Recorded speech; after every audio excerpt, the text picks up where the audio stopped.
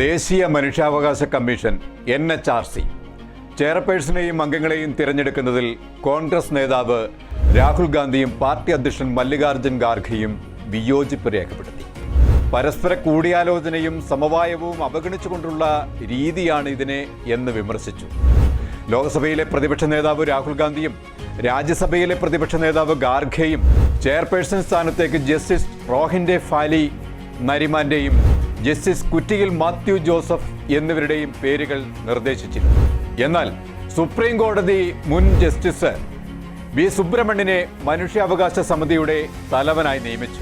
NHRC അധ്യക്ഷനെ നിയമിക്കുമ്പോൾ പ്രദേശം, മതം, ജാതി എന്നിവയുടെ സന്തുലനാവസ്ഥ സൂക്ഷിച്ചിരുന്നില്ലെന്ന് കോൺഗ്രസ് നേതാക്കൾ വിയോജനക്കുറിപ്പിൽ പറഞ്ഞു. ഇത്തരമൊരു തെരഞ്ഞെടുപ്പ് പ്രക്രിയ സർക്കാരിന്റെ പിരിച്ചുവിടൽ സമീപനമാണ് കാണിക്കുന്നതെന്ന് അവർ ആരോപിച്ചു. NHRC അംഗങ്ങളുടെ സ്ഥാനത്തേക്ക് justice S Muralidhar, justice Akhil Abdul Hameed Qureshi എന്നിവരുടെ പേരുകൾ രാഹുൽ ഗാന്ധിയും ഖാർഗെയും ശുപാർശ ചെയ്തിരുന്നു.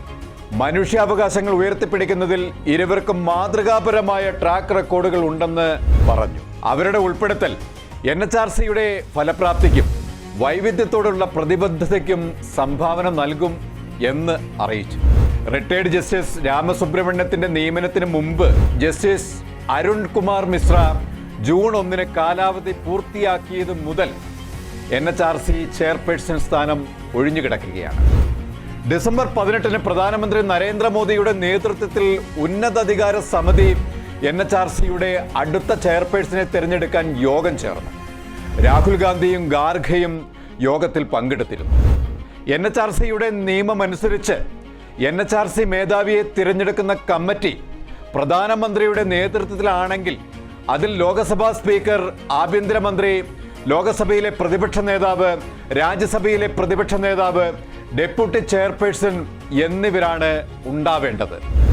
രാജ്യസഭയിലെ അംഗങ്ങളായി ഇന്ത്യയുടെ മുൻ ചീഫ് ജസ്റ്റിസിനെയോ സുപ്രീം കോടതിയിൽ നിന്ന് വിരമിച്ച ജഡ്ജിയെയോ NHRC ചെയർപേഴ്സണായി നിയമിക്കുന്നത് സെലക്ഷൻ കമ്മിറ്റിയുടെ ശുപാർശ പ്രകാരം രാഷ്ട്രപതിയാണ്. NHRC തിങ്കളാഴ്ച ട്വീറ്റ് ചെയ്തു, ഇന്ത്യൻ പ്രസിഡന്റ് ജസ്റ്റിസ് വി രാമസുബ്രഹ്മണ്യനെ ചെയർപേഴ്സണായും പ്രിയങ്ക കനുഗോ, ഡോക്ടർ ജസ്റ്റിസ് വിദ്യുത് രഞ്ജൻ സാരംഗി എന്നിവരെ ഇന്ത്യയിലെ NHRC അംഗങ്ങളായും നിയമിക്കുന്നു എന്ന്.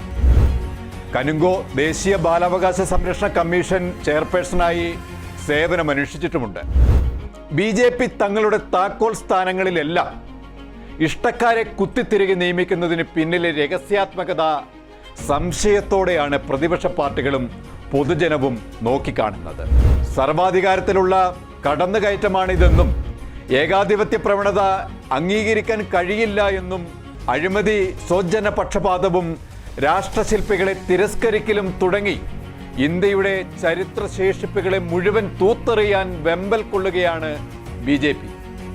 ഇപ്പോഴിതാ ദേശീയ മനുഷ്യാവകാശ കമ്മീഷനിലും തങ്ങളുടെ ഇഷ്ടക്കാരെ പ്രതിഷ്ഠിച്ചിരിക്കുന്നു.